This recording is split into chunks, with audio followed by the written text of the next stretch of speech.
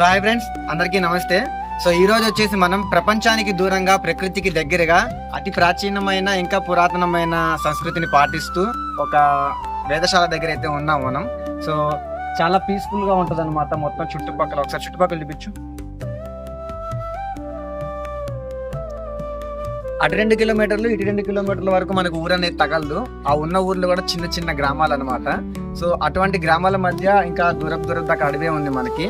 So పూర్వ వైభవాన్ని తలపిస్తూ మనకి అడవి మధ్యలో, అంటే ఒక రకంగా అడవి చెప్పవచ్చు, అడవి మధ్యలో ఒక వేద గురుకులం అనేది స్థాపించడం జరిగింది. సో దీని గురించి అనేది పూర్తి వివరాలు కూడా చూద్దాం. సో ఈ గురుకులం గురించి కొన్ని విషయాలు ఇతని మాటల్లో తెలుసుకుందాం స్టార్టింగ్. తర్వాత లోపలికి వెళ్ళి వీడియో చూద్దాం. మనం కొన్ని విషయాలు చెప్పండి. ఓం నమస్కారం అండి.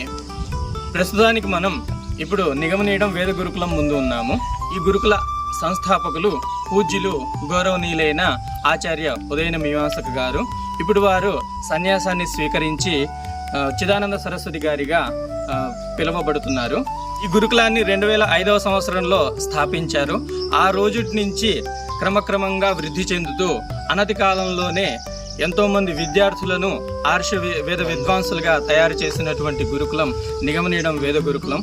ఈ గురుకులాన్ని నుంచి విద్యను అభ్యసించి ఎంతోమంది విద్యార్థులు భారతదేశంలో రకరకాల ప్రాంతాలలో వారి సేవలను అందిస్తూ ఉన్నారు. మరింతటి మహిమాన్వితమైనటువంటి గురుకులాన్ని లోపలికి వెళ్ళి వారి ఆచారాలు, వారి వ్యవహారాలు అన్నీ కూడా ప్రత్యక్షంగా మనం ఈరోజు చూద్దాము. విహంగ వీక్షణంతో కూడా గురుకులం మొత్తాన్ని వీక్షిద్దాము. కాబట్టి మరిన్ని వివరాలు తర్వాత వీడియోలో చూద్దాం. పిల్లలు బ్రహ్మ ముహూర్తాన లెగిసి యోగాసనాలతో దినచర్యను మొదలు పెడతారు. ఇక్కడ మలఖంబ్ ఇంకా తాడు మీద ఆసనాలు వేయటం కూడా నేర్పిస్తారు. సో వీడియో చూస్తూ మలఖంబ్ గురించి ఒక మాటలో తెలుసుకుందాం.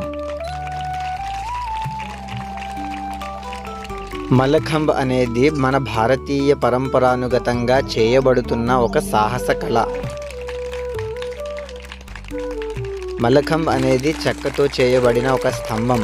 దీనిపైన ఆవదం నూనె రాసి ఆసనాలు చేయబడతాయి. దీని వలన శరీరం చాలా దృఢంగా మరియు పటిష్టంగా మారుతుంది.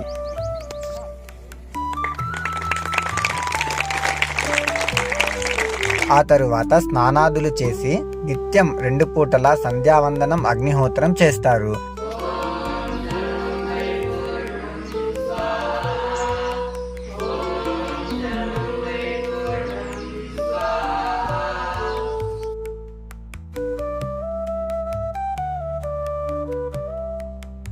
ఆ తరువాత పౌష్టికమైన అల్పాహారం తీసుకొని గురువుగారు పెద్దవారు చిన్నవారికి ఇలా ఒకరికొకరు చదివిపిస్తారు.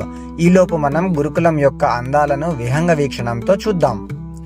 ఈ అందమైన ప్రదేశంలో ఛాత్రావాసము, యజ్ఞశాల, ధ్యాన మందిరము, పాకశాల, గోశాల, వానప్రస్థాశ్రమము ఉన్నాయి.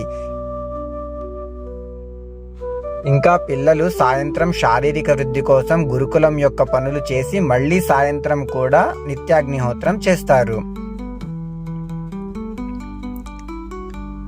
ఆ తరువాత భోజనం చేసి భ్రమణం చేసి నిద్రపోతారు. ఈ విధమైన దినచర్యతో పిల్లలు ఎంతో ప్రశాంతంగా ఉంటారు. ఇప్పుడు మనం గోశాల గురించి చూద్దాం.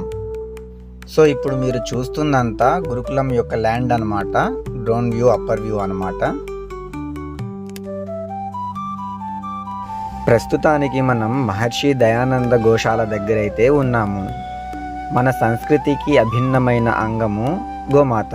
మన వేదం చెప్తుంది గావో విశ్వస్య మాతరః అని. మరి గోవుల కోసం కట్టిన ఎంత భవ్యమైన గోశాలను చూద్దాం రండి.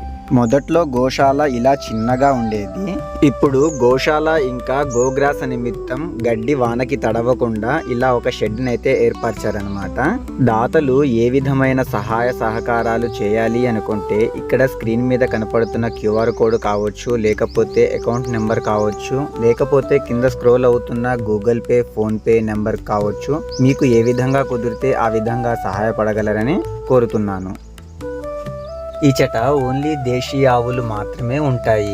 దేనికంటే దేశీయ ఆవులు పాలు తాగటం వలన పిల్లల యొక్క మానసిక ఆలోచనలు సాత్వికంగా ఉంటాయి.